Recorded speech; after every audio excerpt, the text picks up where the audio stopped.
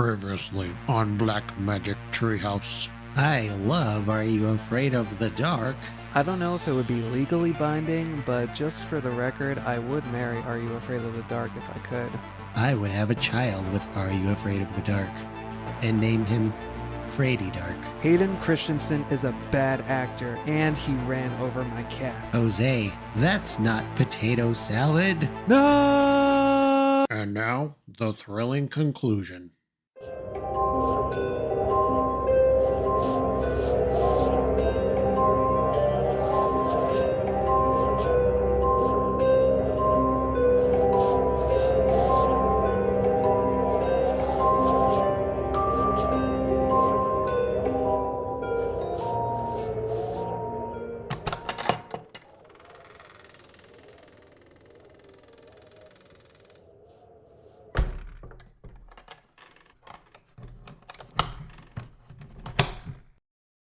And we haven't talked about the reason we're here today, Tale of the Silver Sight. So let's bring it back to this three-part epic, this three-part special event.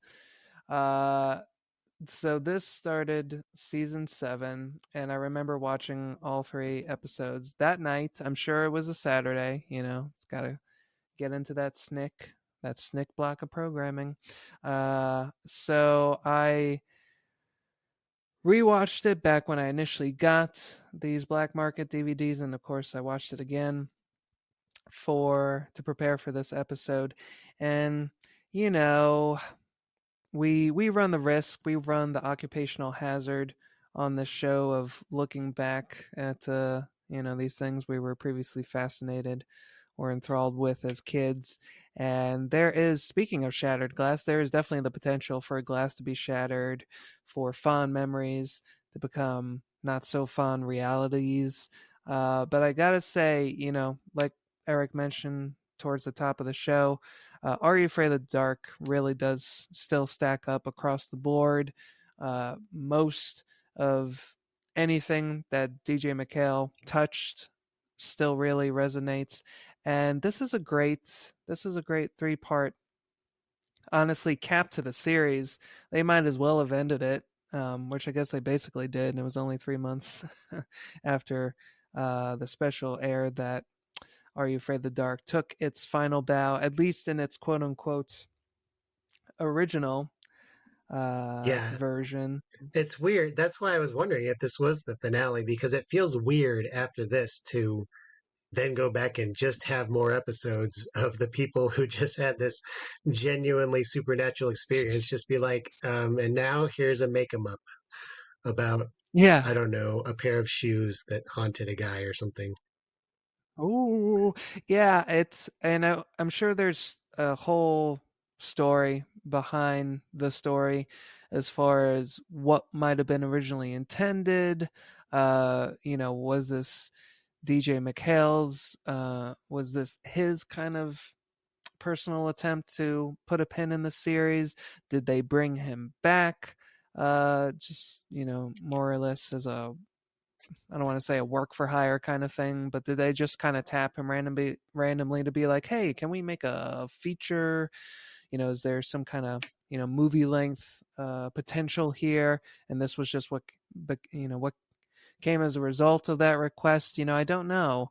But it really does feel like an ending to the series. And like I said, it might as well be. It has all the trappings of it. But let's get into it. If you yourself are a fan of Are You Afraid of the Dark, but you missed out on Tale of the Silver Sight, let me just say that if you can by any means, go and watch it. We're probably going to be spoiling things here on out. And it does have some cool little twists and turns, and it really is nice to enjoy it as it unravels in real time.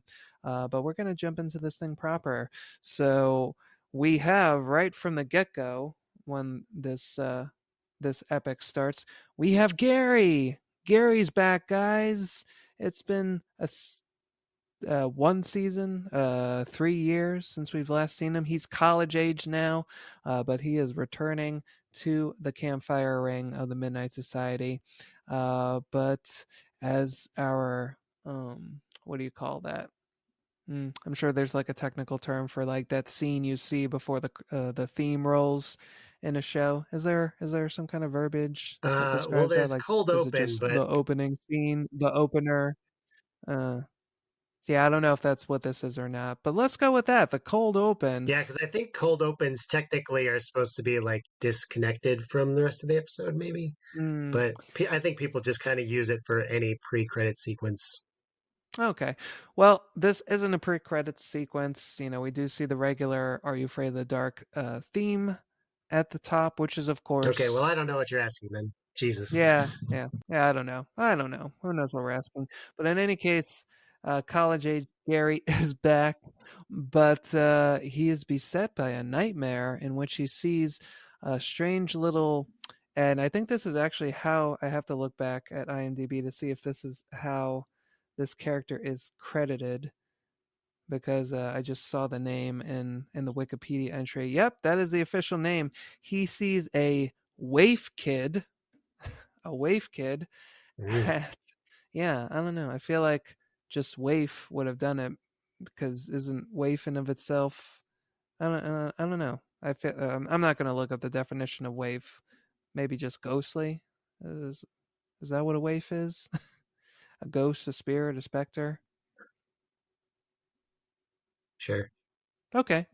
So he sees this waif kid at the campfire, and there's a great gotcha moment where uh, he goes up to introduce himself to this kid. He thinks it's another member of the Midnight Society, but then the kid turns around and he's got a snarly, craggy face. And then Gary wakes up. Oh, the whole thing's been a nightmare. Phew, close call. But then what happens? He gets a call on his rotary phone, it looks like, in his college dorm, and it's from his grandma. Oh, did I mention in his dream Nope. he saw his grandpa and his grandpa was urging Gary to help him. Something terrible was happening, but that was the point that Gary woke up. His grandma calls him the second he wakes up from the dream to tell him his grandpa's dead. So we already have quite the emotional hook at the start of this episode. And we come to meet Gary's grandma and we see, wow, it's actually the mom from The Lonely Ghost. Did you notice that? There's a couple actors throughout this. Some of them I was able to pinpoint which episode I knew them from. And with her, I was just like, I know that I have seen her before. I don't remember from what. Probably just playing a fairly innocuous role of, yeah, a parent or guardian of some kind. Yeah, it's actually her role is pretty integral to the Lonely Ghost episode. She's actually the grieving mother of the ghost herself, and she's pretty memorable in that Oh. episode. Actually, yeah, she does. She's a great crier. So they Yeah, I really was gonna say typecast. Yeah, they really put those her prowess there to use in this episode as she's grieving the loss of her husband. Um so I that always was think about yeah, go as ahead. I'm getting older, I start thinking more about like Christopher Plummer, or whatever Mm, in like the girl with the dragon tattoo and Knives Out, like all these roles that you get at a certain point where it's like, okay, in this movie, your purpose is to die because you're old. You know what I mean? I'm like, yeah. that's got to be a weird, but maybe it's helpful. Maybe it's like a good Yeah. rehearsal for what I don't know. Maybe it helps you deal with it's just, but there's got to be a point where you're like, I guess this is just what I play now, the old guy who dies or the old woman who grieves Yeah. her dead relatives. It's as if I don't have enough of that going on in my real life, but okay, here we go. That was that you brought something up that I was curious about myself because she's the only one that I could place just by the sight of her. So there are other actors in this three-parter from other episodes of Are You Afraid of the Dark? Yeah, there's Shandu from Magician's Assistant, Shandu Candu. Oh, He's the guy in the wheelchair. oh, okay. And then there was another guy, the guy that they meet at the amusement park was another one I couldn't place, but I know he's been on another episode. Walter The old Massey. guy with the Yeah, I'm gonna look hat. it up now. He was a voice in Arthur's Halloween. He's Principal Herb Haney. That name sounds vaguely lewd. uh, Yeah. Herb Haney. Okay. Whatever you say. Yeah, 4 episodes. Well, at least two of them were Silver Sight, Oh right? yeah, 3 of them was well. It says 3 of them was Silver Sight, but he doesn't show up until the third episode, so that's weird. The Tale of the Room for Rent, Right. season 4. Yeah, Which one's that? it's the one where the room is for rent. Um, yeah, the Tale of Apartment 214, you mean? No, So we already talked yeah, about this that. is a different one called The Tale of the Room for Rent. It's the one where the room is for rent. Oh, okay, I do remember that one. Yeah, that would be another one that I rewatched as an adult and was like, I don't think I would have liked this as a kid because it's about um I'll read the synopsis. A pilot killed in combat during World War II haunts the Boo, man he old. believes killed him and stole his girlfriend, the latter of whom is a psychic who allegedly communicates with the dead. Yeah, so that's another kind of love story one that I can appreciate as an adult. Yeah. Anyway, so Tale of the Silver Sight. Um, Sure. I don't want to get too into the weeds with like the plot description, so I'm gonna do my best to really just kind of thumbnail this. So basically, the premise is Gary and Tucker's grandfather has died because, as you know, despite all visual evidence to the contrary, Gary and Tucker are related. Believe it or not. Accent wise, too. Yeah. Tucker is so like, yo, ma, what's up with us a pizza pie? uh, and then you have Gary, who's like, "Hey, gang, let's see what we can do." We put our. Just, Uh, yeah, I feel like I'm gonna get into a whole nother tangent just talking about Gary. go ahead. Let me just go ahead and do it. I loved Gary as a kid. I you know, I use that phrase somewhat more cautiously now because talking about TV characters in that way seems kind of weird. But I really loved Gary as a kid, and I really appreciate him now. I think because as a kid, I even though he was a fictional character, I felt like in just the way that he was portrayed and written, I recognized he was a fellow old soul like I felt like as a kid and still feel like. So I just appreciated that vibe of his. He was dorky, but he at the same time he was the leader. He was the leader of the pack. So I just Ross Hall, thank you for your years of dedication and his words, catching all of his awkward years and moments on camera for everybody to see. Thanks for doing that. I loved you, appreciate you. But yeah, Gary's Yeah, great. I remember. So sorry, I was going to go into a whole nother thing where I posted on Facebook years ago that he was kind of like the cornerstone of kind of fanboying over a character. He's a geek, he's into books and telling stories. And at the time that I posted this on Facebook, I had just started watching Buffy, the Vampire Slayer. And it's like, wow, Giles is like Gary all grown up. And I love Giles for the exact same reasons. also, he's Rupert on Ted Lasso. Giles is. Um, Oh, really? and Ross Hull is had a YouTube channel. I don't think he really updates it anymore, but like probably like 10 years ago, he was kind of active on YouTube and he Mm. posted like documentary stuff, like going to conventions and meeting people who were big fans. And then he had like, some of the people from the show from Are You Afraid of the Dark would come on and just kind of hang out. Like the guy who plays Tucker was on one. And then he did like these short films that were like comedic representations of like, being that guy that everybody recognizes from that kid's show. And there's one where like a waitress at a restaurant is like very horny for him and stuff. So it's that kind of stuff. But it's a fun time. Go browse his I YouTube channel. I think I shall. So Gary and Tucker's grandfather has died under mysterious circumstances, and as it so happens, it is Serious as a heart tied attack. to this serious as a heart attack. That's what Callback. Grandpa Gene died from a heart attack because he was just so overwhelmed with fright over what some kind of it is conveyed in the episode in a way you mentioned before, like with Slappy. Is it one of those things that was supposed to be played for laughs, but or was it meant to be serious and it just came off that way? I really love Sheena Larkin, the actress who plays the grandmother. I love her line reading when she's explaining to Gary that her, your grandfather died. He wouldn't tell me what it was about, but one thing he did say was that it had something to do with you. And it was, it's like she just choked with grief, but the way it comes out was, just the impression that makes was she's basically saying in so many words, I think you killed your grandfather, Gary.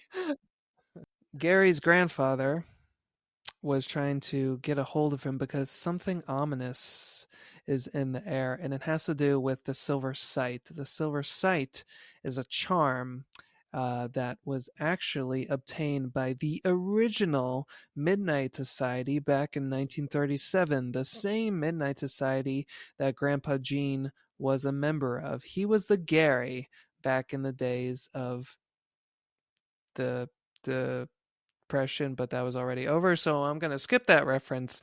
Uh, but Grandpa Gene was the original leader of the Midnight Society, and they obtained from a curio shop, and I can't help but wonder if it might have been Dr. Vink's curio shop or Sardou's curio shop. Who knows?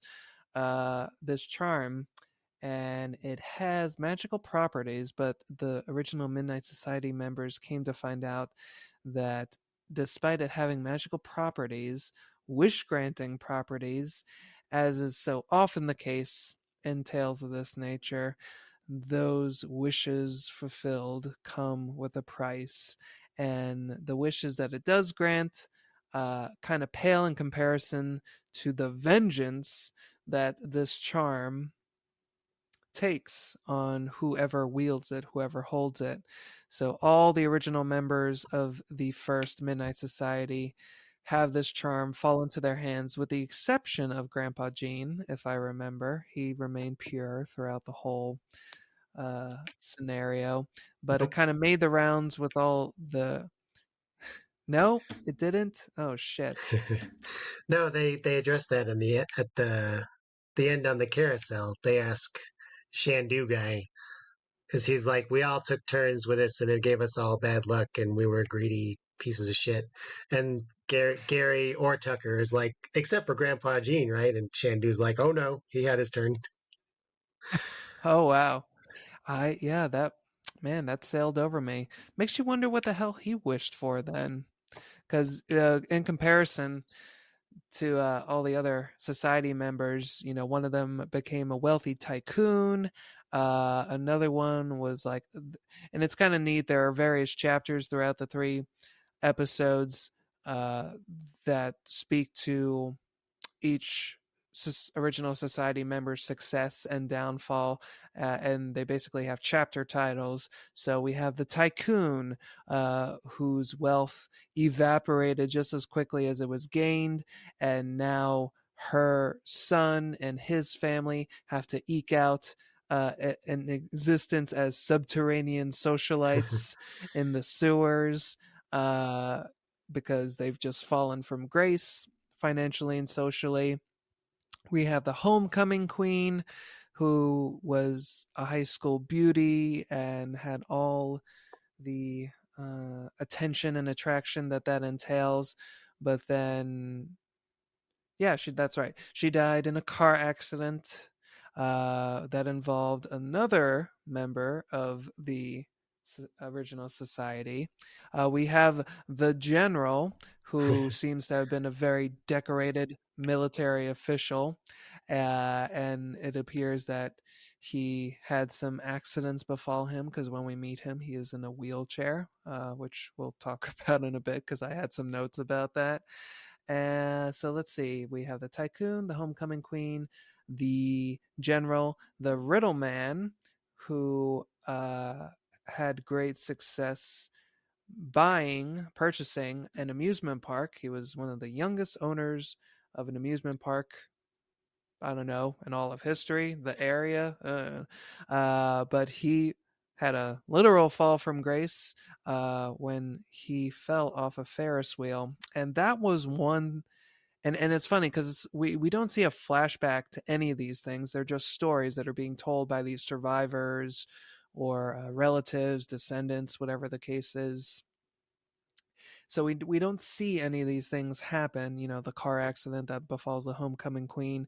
But I remember being genuinely creeped out by the story of what happened to the Riddle Man, how he fell or was pushed by someone or something sinister, because as his brother tells two of the society members, there's no way that he could have fallen by accident. He knew the Ferris wheel better than a spider knows its own web.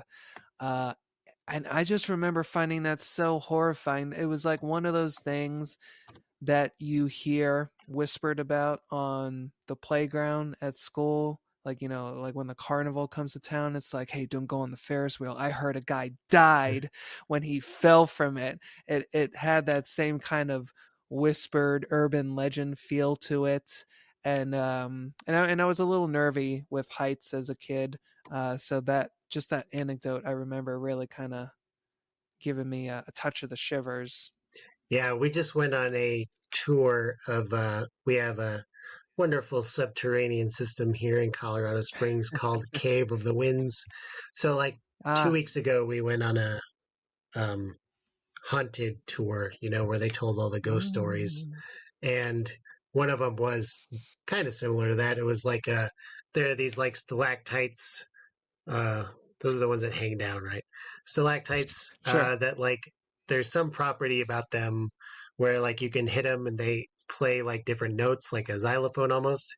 In order to get up to it, you had to like climb up a ladder. So one of the owners of these caves would go up there and entertain the tours back in late 1800s, probably by banging out a little tune on these stalactites, and then in front of a full tour, he fell off the ladder and landed right on his head. But did he fall or was he pushed?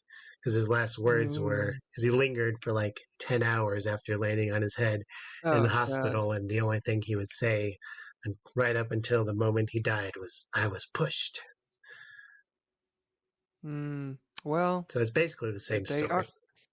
yeah, they are called Cave of the Winds, so I can't help but wonder. That he was just blown I up. mean, yeah, he was just I thought that was gonna take a slightly more horrific and tropey direction, in that he was going to fall on a stalagmite, which are the ones that come up from the ground in true like Final Destination fashion. So at the same time that I'm glad to hear that that didn't happen, 10 hours is really rough, Ye- and that's sad. yep. I think that may be worse actually. But in any case, so yes, all the original society members, none of them dead from stalactites or stalagmites, but all in various stages of misfortune, because they dealt with this silver sight, which has gone missing. But what actually happened was that it was hidden by one of the society members. There's talks of a traitor in the group who was using the charm, I guess, well past its okay, this is a bad idea stage. Um, I mean, I don't know. I guess after the first round or two rounds of misfortune, you think it kind of would have sunk in with everybody else, but I guess that's just the folly of that first group of society members, was that they gave in to their greed and avarice. And that touches on something that I appreciated about this story being told. I do like uh, stories that deal with generational horrors. I would say, probably the archetypal one at the modern level is probably It by Stephen King. That would probably be most people's touchstone. But I like the idea that because there's something to be said about an Odyssey-esque story where it's kind of this big strong hero who's going out and encountering the thing to be defeated, and maybe there's some toil and turmoil that comes with that, in trying to defeat the thing. But at the end of the day, they still do it on the first go around. But I think there's kind of a note of emotional depth that comes with a story like this, where we're dealing with generational horror, in that it's essentially telling us that we already had a singular or a group. Can you hear children crying from my end? Sure can. Oh boy, creepy, huh? Yeah, It's a little terrifying. Hold that thought, or he needs to find his binky. we all do. I appreciate stories of generational horror that basically tell us we've already had our first round of heroes and they failed. So now it's up to you, person or plural persons, to face this abomination, this monster, and see if you can do any better. I don't know. I just kind of like the emotional heft and urgency that comes with that kind of story. What about you? Um, Never thought about it before, so probably, I guess, don't care. All right. Good to It's know. funny though because the way that all this, because there's also, did you talk about the record pieces yet? Nope. The I've barely touched on anything. the way that we get all this exposition about the first Midnight Society and the cursed item that they got from a trinket shop or whatever is that when Gary is at his grandmother's house after he's going over there to console her after her grandpa dies, and she's like, he wanted you to have this, and she hands him a piece of a record that says listen to the music or something like that. And he looks at it and it's like, oh, a clue. And you're like, aha. So the entire series is going to be, or not series, but this 3-part episode is like, all he has is this one little tiny clue. And he's got to figure out this whole big mystery. And that's what these next 3 episodes will be. And then his grandmother is like, oh, also, we wanted to have you to have this. And she hands him like the whole ream of paper with all this writing on it, explaining all the stuff about the silver site. That's like, oh, I guess they needed to cut some corners there. We only have 3 episodes of 20 Yeah, minutes it's like each, we only so have so much time. Exactly. here's 5 episodes worth of material backstory. So, Yep. Here's the show Bible. There you go. oh, but anyway, what I was saying about the record pieces is like they have to. That's part of the mystery is that they have to collect this record, which was shattered into I think 7 pieces, possibly less. I don't remember. But they have to go and find all the different record pieces so that they can assemble the record back together and then listen to it, which is really fun. I like stuff about old timey clues. Did you see Evil Dead Rise? No, and I didn't even see the Evil Dead remake that came out so many years ago. Okay, well, Ferdy Alvarez's, yeah. yeah, I did see that one. I don't remember it that well, but you don't have to see that one to see the Evil Dead Rise because it's kind of a sort of a non-canonical sequel in the sense that it doesn't really reference Hmm. anything in the first 3 movies, but it's just the same concept. But anyway, that has a really fun, creepy sequence of um, playing like the way that the Necronomicon is read aloud and the demons get summoned is because one of the kids in the high-rise apartment, um, is like a analog, you know, hipster, like making music DJ, and he finds record these old records in the basement, like after the parking garage, because there's an earthquake, and then like the part of the garage caves in, and they find this old shrine. So he finds the records in there, and he's like playing them through his, Beats by Dre headphones, and it's like really creepy, and like the sound is super. like staticky and it's like hard to hear anything. It's like probably the best part of the Mm. movie. It is January 24th in the year of our Lord, 1923. And I, Father Marcus Littleton, shall now commence reading aloud the first of the spiritual resurrection passages. Kanda.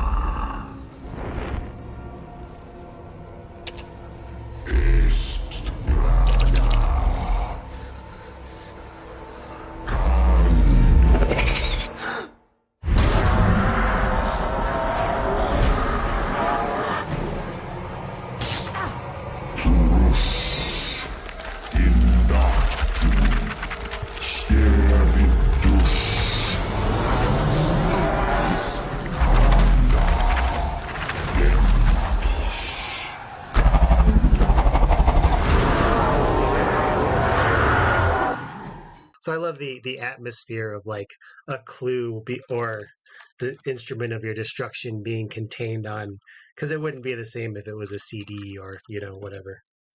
Right. And that is an element that I really enjoy. Like um I like when there's a mystery element to the story that is tied to some kind of artifact. Hmm. I really don't know how else to describe it, and even more still, I don't even know of another example to give. But especially in the case of Tale of the Silver Sight, it is essentially like a scavenger hunt combined with a jigsaw puzzle. We have to find all these pieces so that we know where to go from that point, and the pieces are scattered to the winds. Every surviving member of the original group, which I think there's only the one, the general is the only living member left. Everybody else is either a relative or connected to the society member in some way. Uh, they're scattered to the wind, so each piece is in the possession of these various people. So the current day Midnight Society, that would be season 6 Midnight Society, paired with Gary, of course, have to break off into teams to try to track down these remaining record pieces.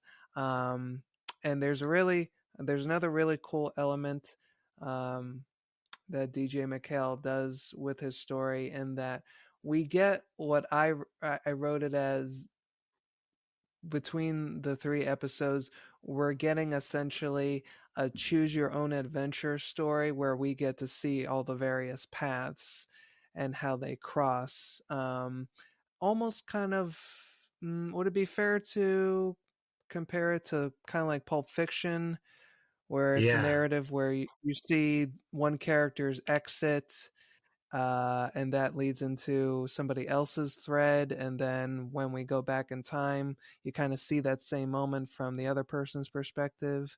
Like, I don't know what you'd even call that, kaleidoscopic storytelling. Yeah, there's a term for it. I forget what it is because people often refer to that as like Pulp Fiction. They call it an anthology, but it's not technically Mm, anthology because it is the same characters, just like non-linear in terms of the way their story is told. Uh, I wish I could remember. I can't tell you, but I yeah. thought so I should confess the way that I watched this, because like I said, I don't think it's commercially available anywhere. Is I Mm. just watched it on YouTube. Somebody has uploaded the episodes, Ooh. and um, I thought that they had just messed up in the way that they uploaded it, because it kept like replaying these scenes over and over.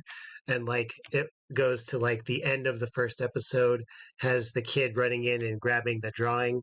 And then the next episode is like you find out, like they play the scene. And I didn't realize it was like a flashback. Well, not a flashback, but like I didn't realize this was the earlier scene where he goes to the junkyard and the guy tells him to go get the drawing.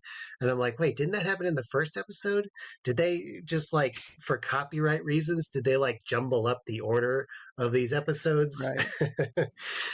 So it took me a minute to realize, oh no, that's just the way they're done. And it is a very cool, like, um, I guess innovative is not the right word, but it is a cool non-standard way to tell the story for a Nickelodeon show, which you kind of expect to be like A, B, C, D, the end.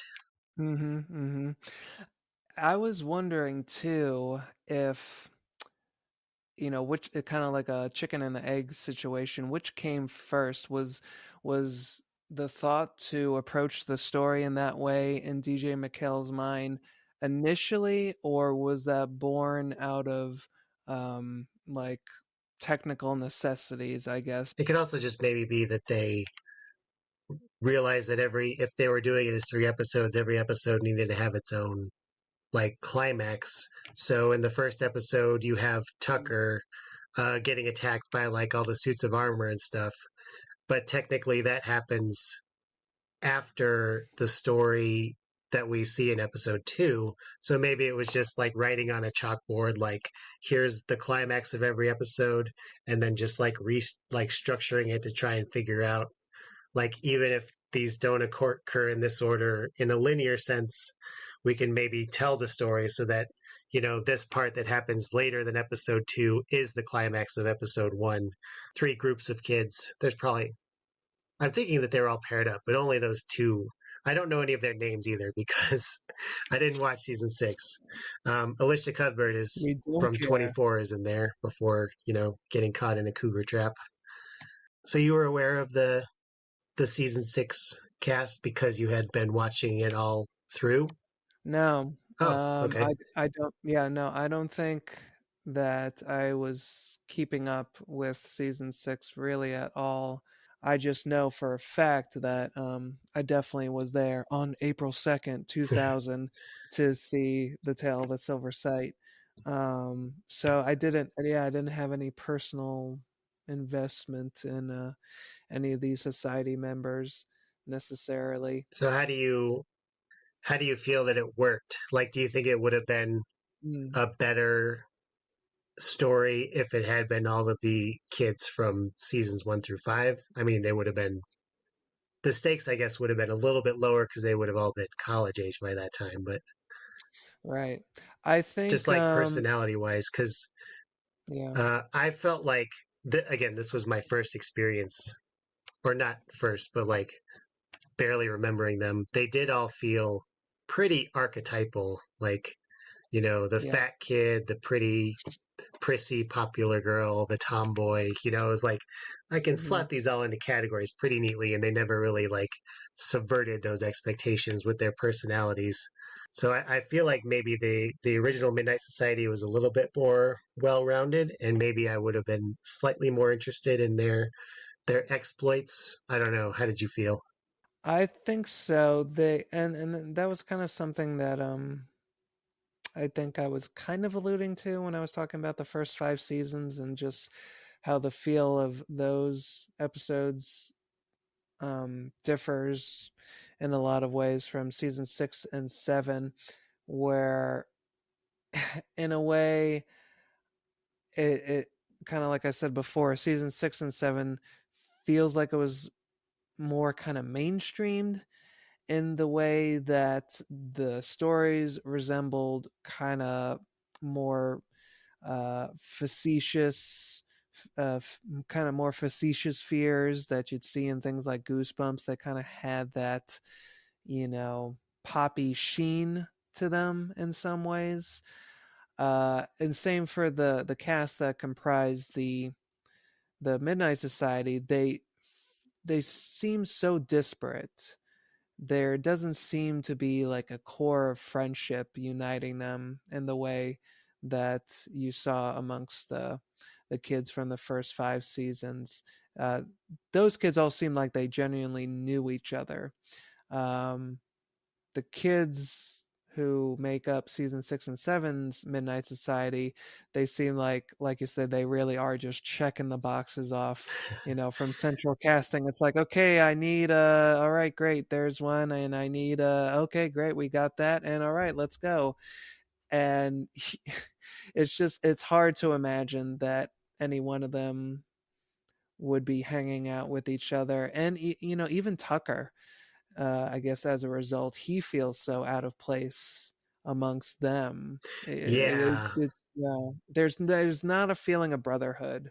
yeah, and I don't know. Again, having not seen those, I don't know if they had, because there were still like ongoing kind of like hints of storylines for the Midnight Society in the first 5 seasons. Like you knew who liked Mm, who and were they ever going to get up the courage to ask them out. And, there was like, yeah. and Gary's got this little brother that he's got to learn to get along with, Wacky Wacky. Um, and I don't know if they had as much depth. I mean, depth is a weird word to use considering those were like 2 minutes of the episodes, but Yeah, that's what it's I mean, though. still, yeah. So I don't know if that was handled well later on, or if they all just were mechanisms to deliver the story, and that was all.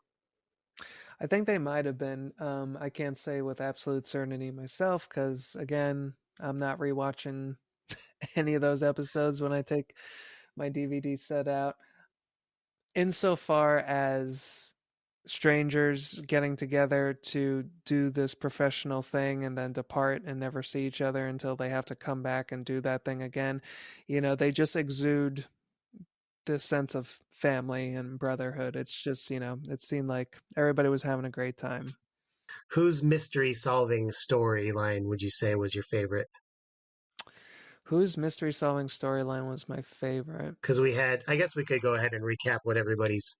And again, I don't know Yeah. anybody's name, and I really don't Oh want to boy. refer to them by their Yeah. archetypes because that could be Right. offensive. Yeah. Okay, let's look at their There's names right now. Yeah, because I'm trying to uh, remember what all happens in the first episode. It's just Gary and Tucker going to the general that used to be in the Midnight Society and like fought in whatever war, I guess World War II, with their grandfather, right? They go there and they find out what he yeah. knows. And then Tucker has to return there later for something, I forget what already, and that's when he gets attacked by all the suits of armor and stuff. Yeah, which was a sequence I really liked. So what happens is uh at the point in the episode in which we see it, an unknown assailant breaks Oh right, into I forgot about that. yeah, breaks into grandma's house. And a couple of things that I really like about that sequence. A, the assailant is wearing black leather gloves, which even before I got into Gialli, that was just something that I always liked. I don't know, it seemed both fashionable and sinister Hmm. whenever the perpetrator of a crime had on those cool black leather gloves. So same case for our assailant here.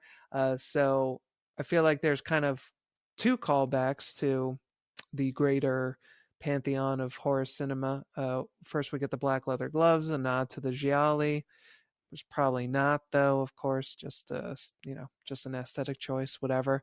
But I also love and here in the episode it's not quite the same thing that I enjoy, but it's close enough where we have the shot where it's basically a POV from the assailant's perspective, and grandma walks into the room and she sees the assailant, so she's looking at the camera and she's like, "Oh, who are you? What do you want?"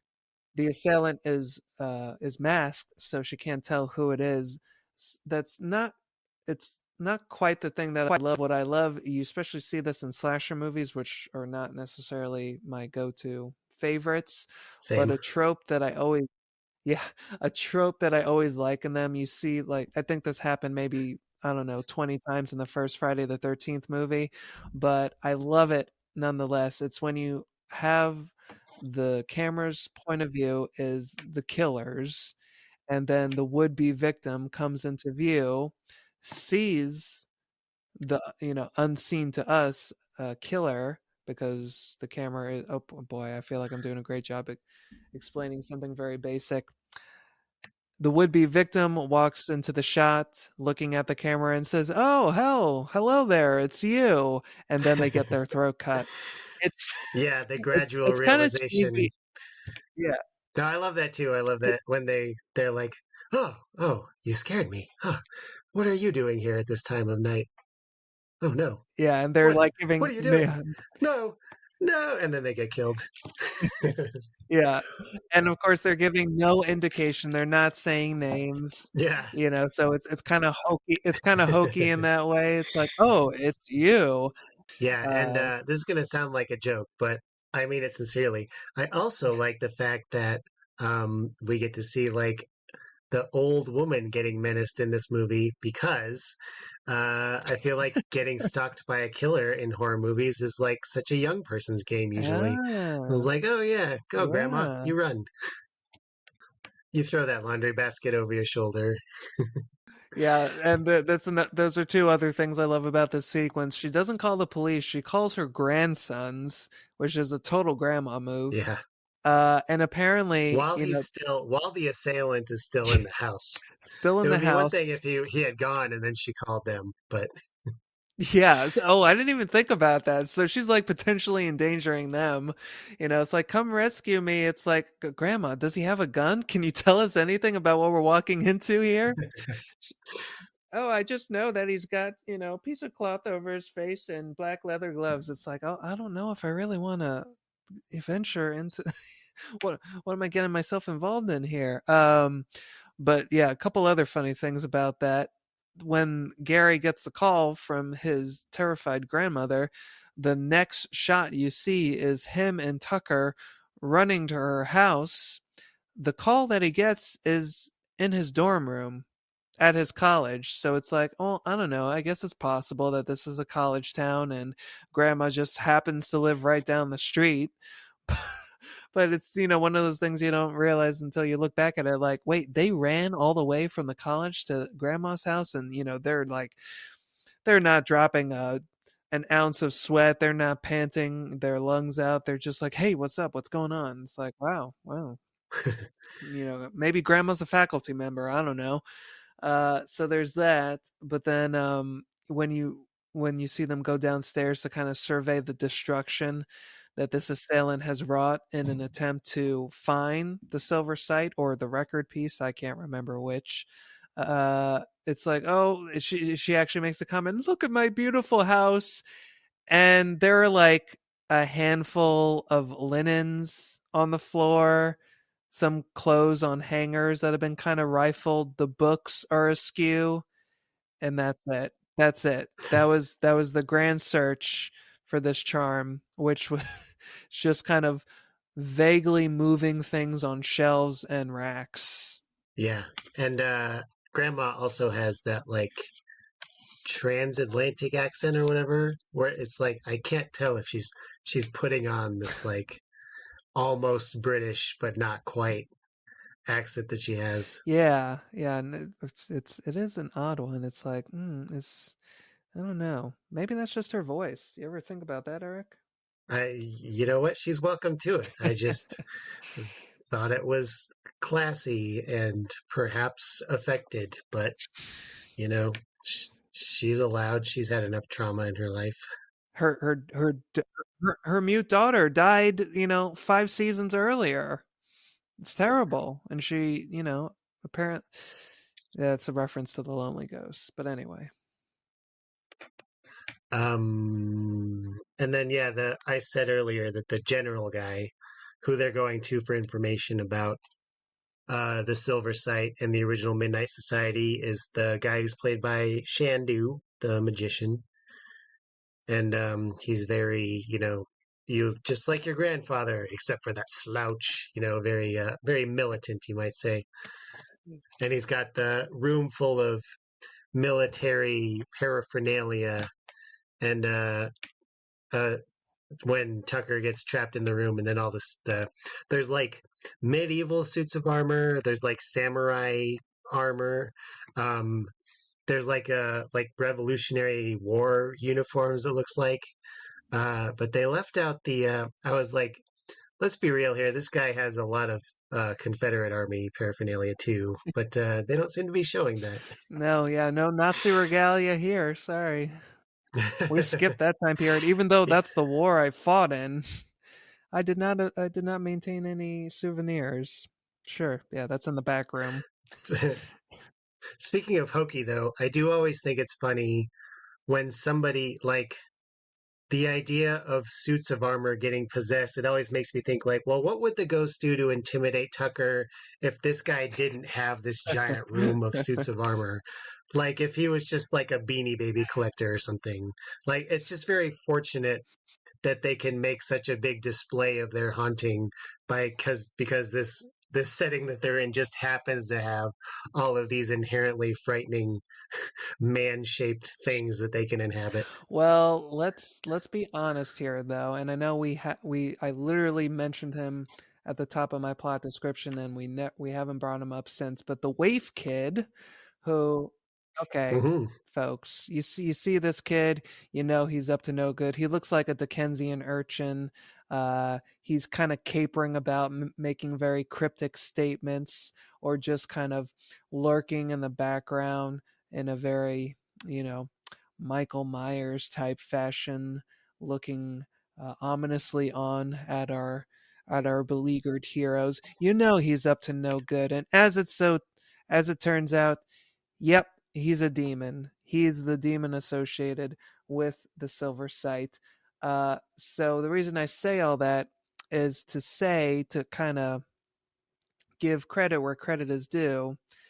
He is an engineer of fear, kind of in uh, the same way as Pennywise is. So he is just an artist using the materials that are at his disposal. So if it was like a haunting, I would, yeah, I would be a little more skeptical of it. Like, you know, really, these ghosts are dressing up in suits of armor and having a time of it.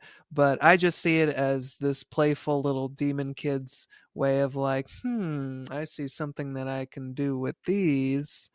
And I really do love that sequence. It's a lot of fun. It reminds me of two other staples of my childhood. One of them is the first Mortal Kombat movie, um, just for the way that at the end there, when Liu Kang is facing off with Shang Tsung resurrects the spirits of like the greatest warriors of Earth. So you see them like crash Yeah. through, the greats. So one of them is dressed as a samurai. This guy's got swinging blades.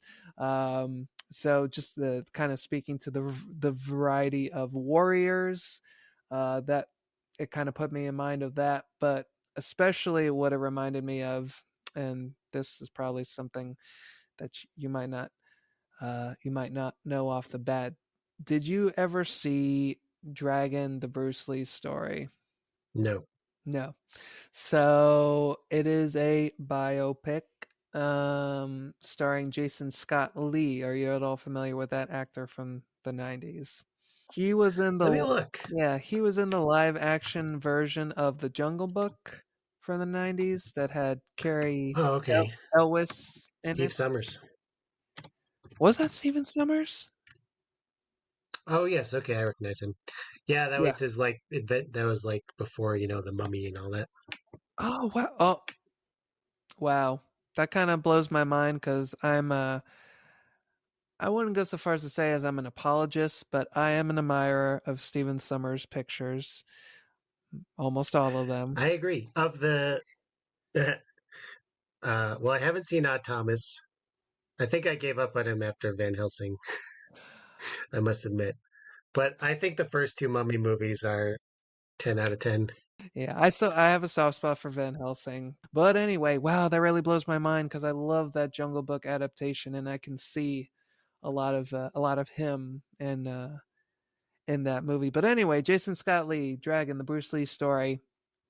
It is a biopic, one of the creative licenses that they take, so far as I'm aware. They kind of allude to a potential family curse, or at least just bad spirits that his family is trying to keep at bay. So they kind of, I guess it's their way of kind of speaking to the mystery surrounding his death, and by extension, well, actually, but at the time the movie was made, I'm not sure Brandon Lee had actually died. But anyway, the bad juju, the nightmare, is manifested in that movie as this hulking samurai warrior that is faceless. It is like a blank, expressionless metal mask that he wears. And I saw that movie as a kid, big Bruce Lee fan, still am. So I came from the martial arts. I was completely traumatized by that hulking samurai warrior, though. And so there are echoes of his appearance in this sequence from Silver Sight because all of the suits of armor, if they're not already wearing some kind of face covering like the World War One soldier with the gas mask, they just kind of have a black cloth Oh yeah. covering their face. So it's a really eerie phantom like appearance, and it just gives me the just gives me goosebumps from my memories of the samurai demon from Dragon, the Bruce Lee story. So that scene is kind of also indicative, the one from the Silver Side, I mean, the armory battle. That's indicative of another kind of strain of storytelling of DJ McHale's that I've always appreciated in a lot of the episodes he did for the series, where there's this kind of strain of adventure running through the Hmm. piece that doesn't hamper the kind of the more scary elements of it. I think it actually the two complement each other just really well. So you can have a scene of like Tucker swashbuckling with these suits of armor, but it's both within the whole story, but within the scene itself, there's still kind of a scary um, atmosphere to it.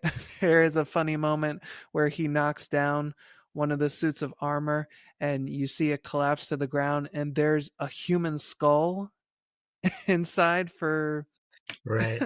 it's like, oh, apparently the suits of armor were not the only souvenirs that the general was collecting.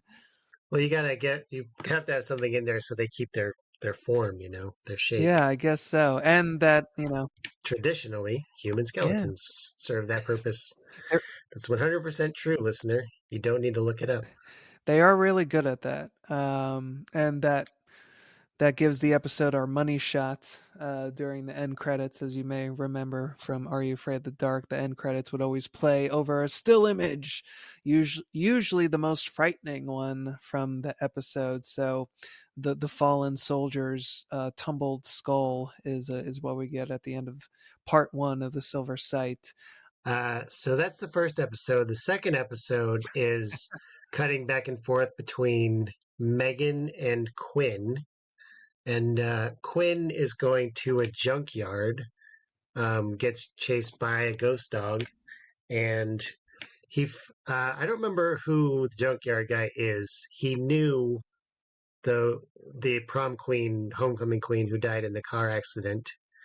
Uh, Yeah, he was her old flame. So he was her first boyfriend. He was the homecoming king. And then she left him for another member of the Midnight Society. I wonder who. what was he in the Midnight Society? The junkyard guy? Because he had a No, in streak of fact, bad luck himself, so I wasn't sure if he was like a Silver Sight user or not. well, it seems like the Silver Sight acts against anyone who is in the perimeter of the person who is actually holding it, which is, I guess, why the tycoon's family is still suffering from the aftershocks. I guess you could say that's why they're living in the sewers. So yeah, he was her boyfriend at the time, and he, in his words, just had the worst run of bad luck imaginable. He was a high school athlete, and then he ended up breaking his leg. So get this, he broke his leg, was in a car accident wherein he almost quote unquote bought the farm, and then his house went up in flames, and he once again barely escaped with his life. It's like, man, any one of those would have been just enough to like sell us on the fact that the charm is a bad luck charm. Yeah, maybe none of them were caused by the Silver Sight. Maybe he just was a bad Right. driver, uh, an incompetent athlete, and did bad wiring on his house or whatever. You got at some point you really got to start looking on towards the inside. And then this is cross cut with Megan. yeah, finding these people in the sewer who are descendants of rich people, but then their stuff got taken away from them. It's very, I wasn't sure if I was like off put by the weird mix of like grotesque comedy and horror, or if I was like living for it. You mean like the crazy socialites in the sewer? Yeah, who are like the not all the little not little boy, but the son in the family is dressed like a normal late 90s teenager, Yeah. but the daughter is like in the full like frilly dress with a bow in her hair, like she's in a rich family in the 1940s or something. Yeah, she looks like she's ready to fall down the rabbit hole. Those guys are kooky, huh? Oh yeah. The parents they they're definitely digging their heels into yeah, cookie socialite. I feel like that was kind of a thing in the 90s because I remember there was also the American like the nuclear family, Mm. like the 1950s American dream kind of family got satirized so much in the 90s because that also happened on like Erie, Indiana Yeah. and stuff like that. There was just something in the air that I guess maybe baby boomers growing up and being like, after the Nixon administration, we can't look at that version of America the same way anymore. Now it just seems kind of silly and frivolous or something. I don't know. Yeah, that could explain Blast from the Past. Yeah, that too. Starring good old Brendan Fraser. Um So, yeah, one of the things you mentioned with Quinn in the junkyard is that he's getting chased by a ghost dog, a black dog. It looks like it could be a Rottweiler. I just have to laugh, especially in modest productions like these, relatively modest productions. It's a TV show for kids. Um, and even, adult entertainment, anytime I don't know, maybe the trainers have gotten better or something, but I feel like especially in this time period and earlier, anytime a dog was supposed to be made to look threatening, it just came off looking really goofy and friendly instead. And the one here it certainly does, especially during like its second appearance. It actually pops up right behind Quinn, and it's not like a big jump scare reveal. It's just kind of like the dog is just sitting there waiting to be noticed. And Quinn kind of turns around. He's like, huh? And then the dog starts jumping up in a completely non-threatening way. Like he's clearly asking for treats or for a ball to be thrown, but Quinn has to like run like, ah, this vicious Yeah, Rottweiler. Uh, you know, yeah. uh, Well, dogs are cute. What are you gonna do? hey, they are the cutest. They can't help it. They really cannot. Something else with Quinn that gave me a laugh and kind of a different way was I don't know. I don't want to make assumptions because you know what they say about assumptions, but in a way, I mean, sometimes it just seems like dialogue is being written to to You don't say. to fit um the character as it were, or the actor portraying the character. um I don't know, and it was all, and it was the particular moment that I'm referring to. I think it also was the way in which the lines were spoken that seemed kind of hackneyed. um where I was thinking to myself, and again, well not to like glorify the cast members from the first 5 seasons to Judgment Day, but I was like asking myself, now if that were Frank, would that have felt so awkward and like cringy? But the scene where towards the end of the first episode where Gary is gathered with all the Midnight Society members around the campfire, and they're all like, okay, here's the deal. We need to get these record pieces, destroy the silver site, and boom, back home in time for supper. Uh, Quinn is the one who's kind of like the voice of reason, or I should say, or at least the voice of trepidation. Like, guys, we just tell scary stories, and this is really serious things we're talking about here, possibly breaking and entering and, getting involved in who knows what. So he's, the cautionary voice during all this, but he's finally won over at the end.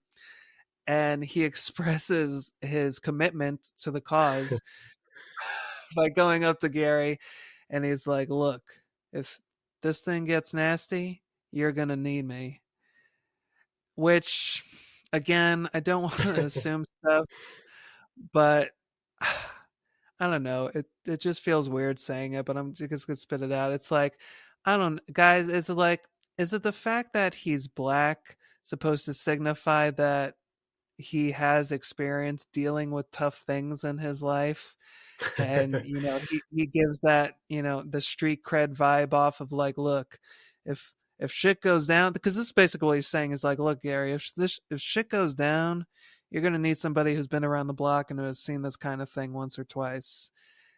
That's essentially what he's saying. And then how do they seal the deal? Like, Gary's like, you know what, okay, thanks for contributing to the cause.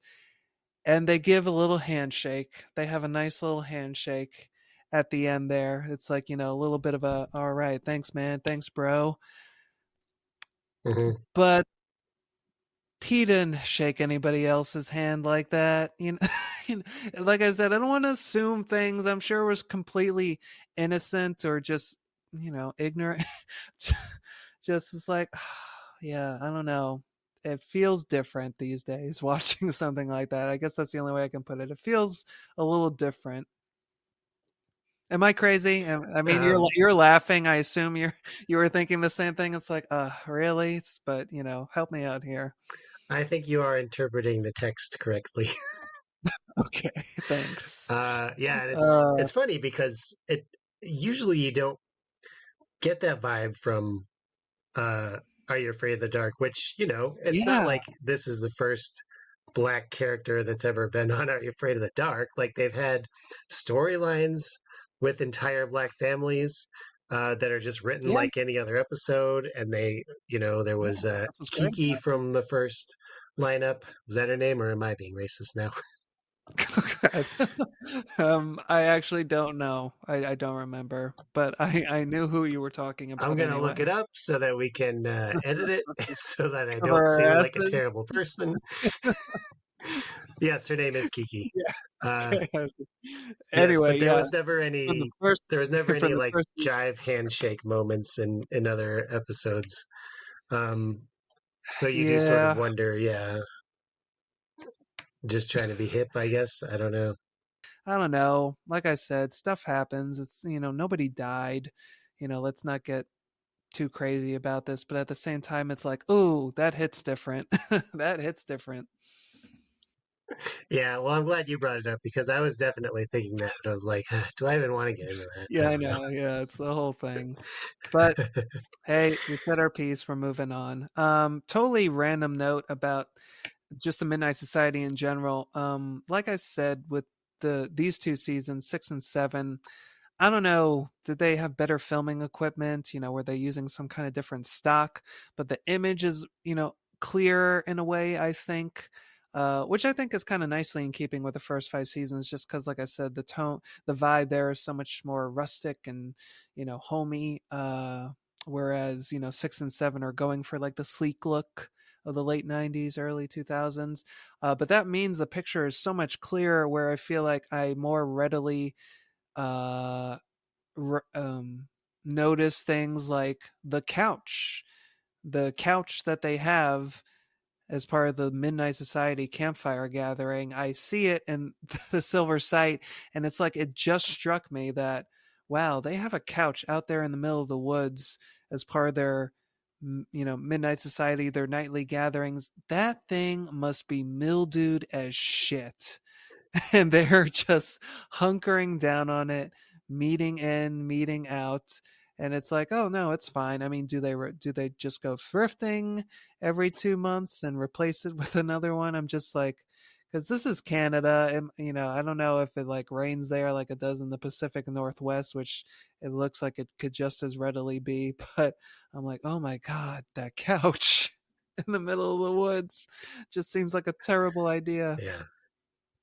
Yeah, the couch, and then there's also a rolling chair that Oh, I didn't see that. I think Andy is sitting in a rolling chair, like an office chair that does not look comfortable.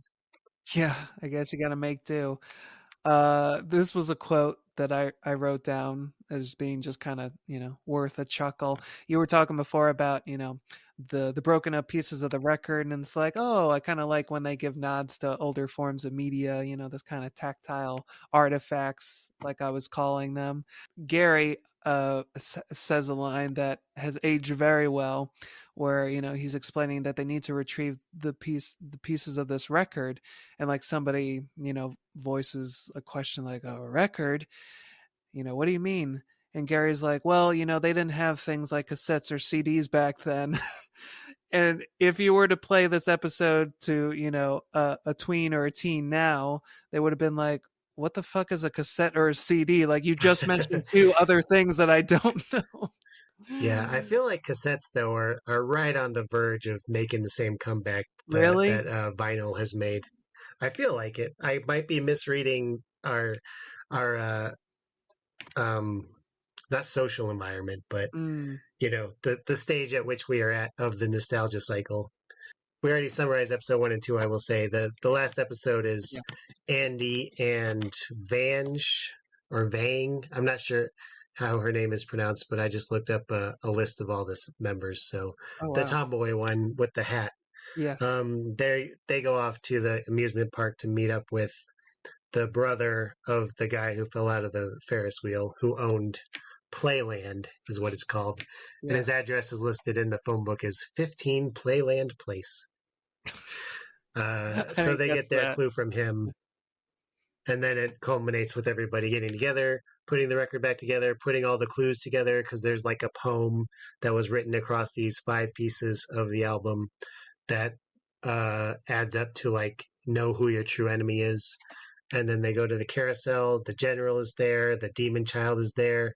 And Gary has to make a choice about like who is the true enemy. Is it this general guy who was betraying everybody in the society, or is it this child who has done nothing but play mischievous demonic pranks on everybody throughout the first 3 episodes, like make them think Tough they're about to call. get hit by a train. Yeah, it's a little easy to figure out who Gary should say the enemy is, but it's a show for kids. I guess it's okay. Yeah. Well, I mean, I remember being genuinely thrilled and caught up in the suspense of the whole special, if you want to call it that, the whole 3 episodes, each twist and turn. I was the proverbial viewer on the edge of their seat. I just loved the whole mystery aspect to the story. Let me ask you this regarding our good friend the general. Um, and like I warned at the beginning, we're going to be spoiling some things here, but I really do want to get Eric's input. What did you think about that reveal regarding the general? Um, which reveal? Sorry. The reveal that the general, who we have previously seen in a wheelchair, can in fact walk. Oh, yeah, that one. Well, first of all, the place in which that was revealed didn't make a lot of sense because No. that's when Megan goes down into the sewers for the second time to meet up with the family of subterranean, ex socialites, and he's there in his wheelchair. Uh, and then they reveal that he can stand up and walk, and you're like, well, then why did he bring that down there in the first? That Uh, seems cumbersome. yeah, But just also, it reminded me of certain projects that we've maybe collaborated on in the past together. oh, you don't say. It's funny. I had completely forgotten about that until you just mentioned it. Oh, that makes me nostalgic for Markham now. Damn. Well, I don't um, think. Well, here's saying something. I don't think that maybe my memory's sketchy. I feel like for as silly as the general's reveal in the Silver Sight was, our reveal that our character could in fact walk was probably not any better. And the fact that we're writing for adults, I mean, you can see that shit coming a mile away. I mean, we've all seen Hush. We've all seen Hush, right? We know. I haven't. Is that I Mike have Flanagan? no, I no, I haven't either. No, it was a thriller from the late 90s. What I want to say Nicole Kidman's in it. Um but yeah, like the big reveal Hmm. was like the kind of like creepy matriarch of the family, you know, she's rolling along and then towards the end, just like the general, you see her stand up and oh my god, she could walk the whole time. Look out, she's the killer. I have no idea what the movie's about. I just know that there's a movie called Hush from the late 90s, and somebody who we previously thought did not have use of their legs did in fact have use of their legs. So there you go. Yeah. There's also the X-Files episode with Ricky Jay. Oh, hey, look at that. So clearly this is a trope that has been played out, especially man in the 90s. Everybody was doing it. Jesus.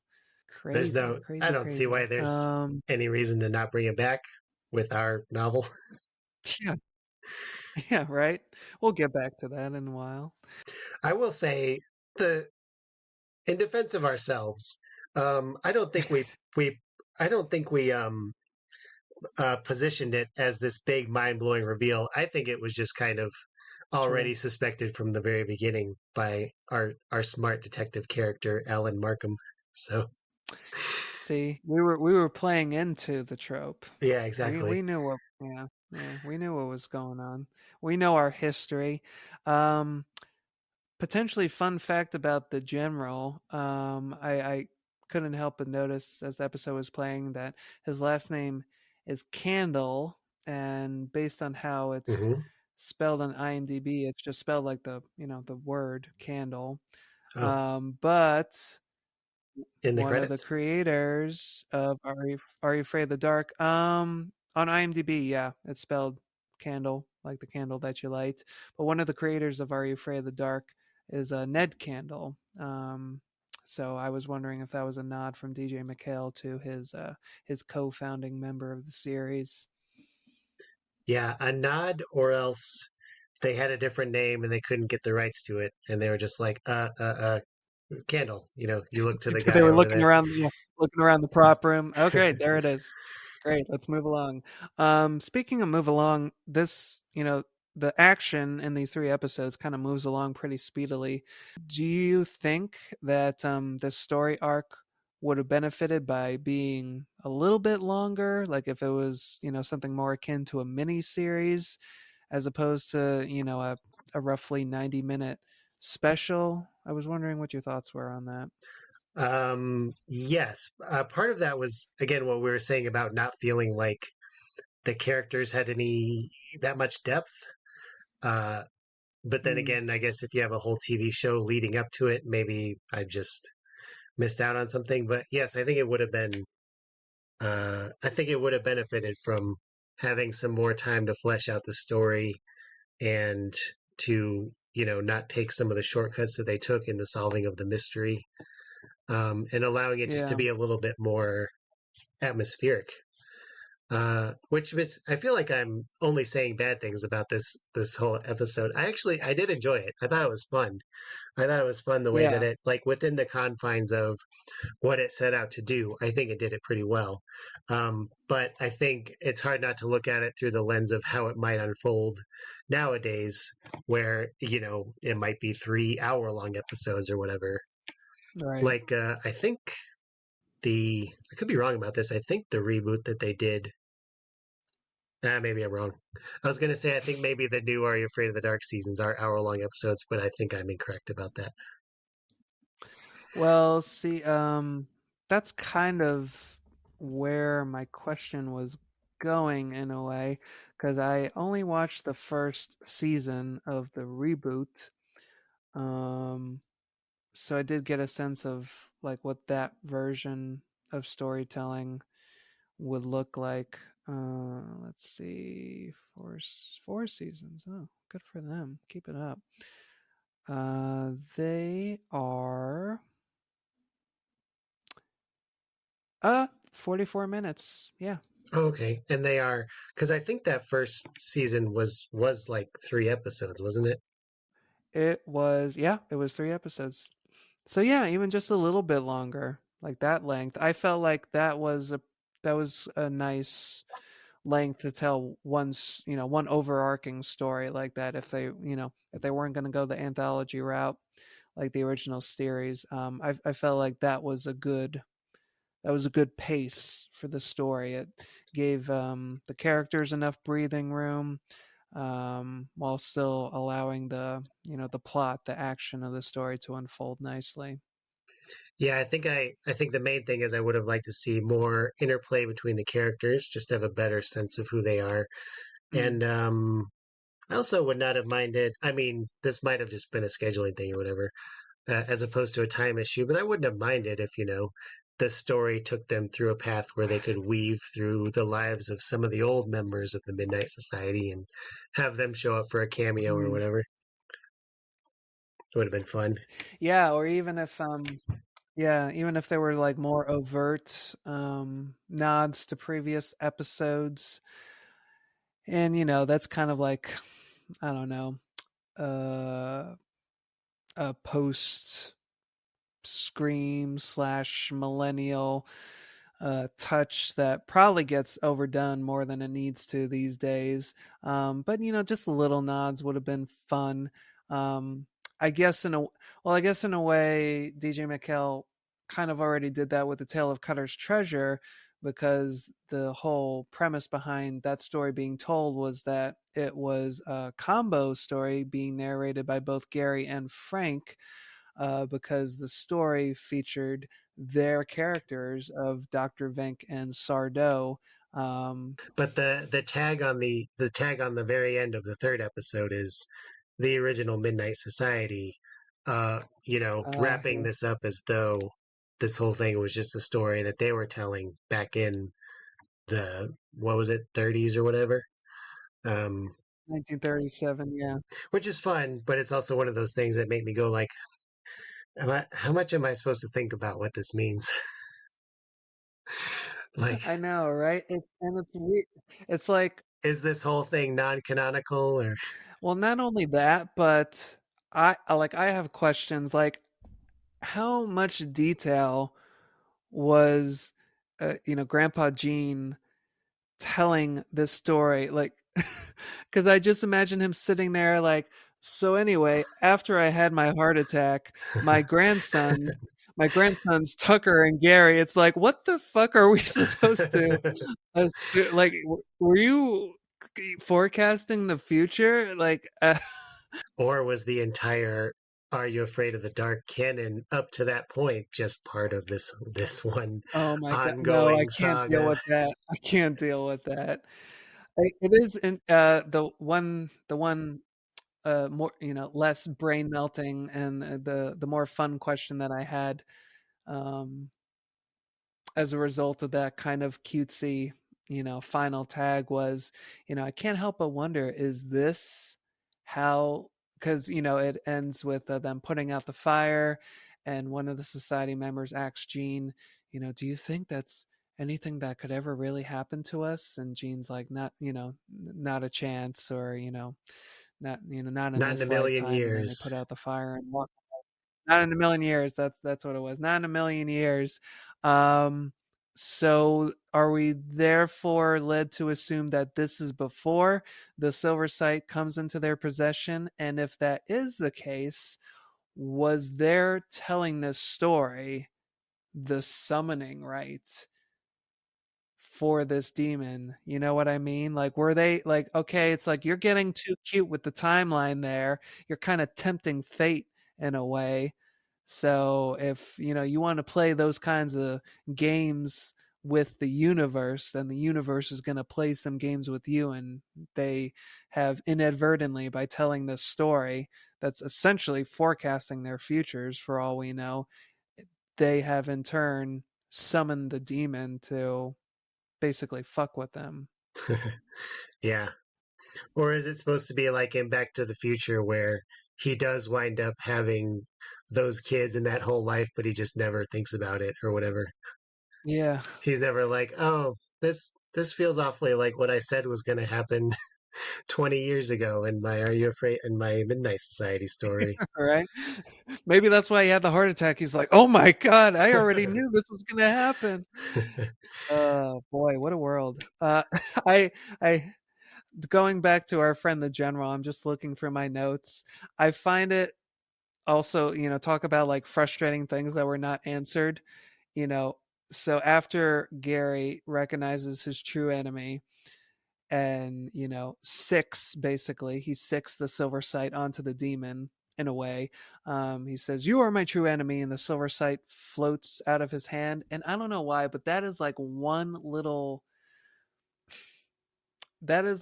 visual that is stuck in my mind from when I initially watched this, decades ago. I always remembered that silver disc slowly rising from Gary's hand. It almost kind of looks like one of the silver balls from Phantasm, Yeah, that's minus what I the was going to drills say. and the blades. And the silver sight explodes, releasing the spirits of all of the poor souls that this demon has made its victims over the years by playing into their greed and whatever their personal foibles are. So the spirits are released, and it really looks like somebody on set was like, release the spirit Halloween spirits, because you see all these these skulls and floating toilet paper garments just kind of fluttering around like, ooh. It's like, I appreciate that they went that route with it. And you see them gradually transform into the nice people who are riding the carousel and kind of doing the little queen waves as they shuffle off to the afterlife. So they do make up for it, if you want to call it that. But I appreciate that they start out as like total Halloween haunted house ghosts as they're floating around the demon. And that sequence, again, indelible memory, because we've been following this annoying little waif kid, this guise that the demon has basically been wearing. But then once the spirits are released, he transforms into his true self. And guess what, friends? It's incredibly frightening, because it's this literally just occurred to me that he's giving off Frank from Twin Peaks vibes Mm. in his transformed state, because he's basically a man, which is just disturbing in of itself to see this little, like I said, Dickensian urchin transform into a man wearing those same clothes. And he's got this the long flowing gray hair and this angular nose, you know like I said, giving off Frank from Twin Peaks vibes. And then from there, he melts into a skeleton basically before he zaps away from this plane of existence. How do you feel about um, the main monster villain or whatever of the 3 episode arc being that little waif kid? Just as like a monster, what do I feel like of? Just as iconography, I don't know. There was Mm, times when I appreciated it and times when I thought they probably could have done, even sticking with the little kid theme, they probably could have done something creepier. But I don't know if they were trying to pull it back for story reasons to set up the ending of like, but he turned out to be the villain the whole time. And like if he was more of like a creepy little kid or like a little Lord Fauntleroy or, a little demon mm, girl in a dress like the Toby Dammit girl devil.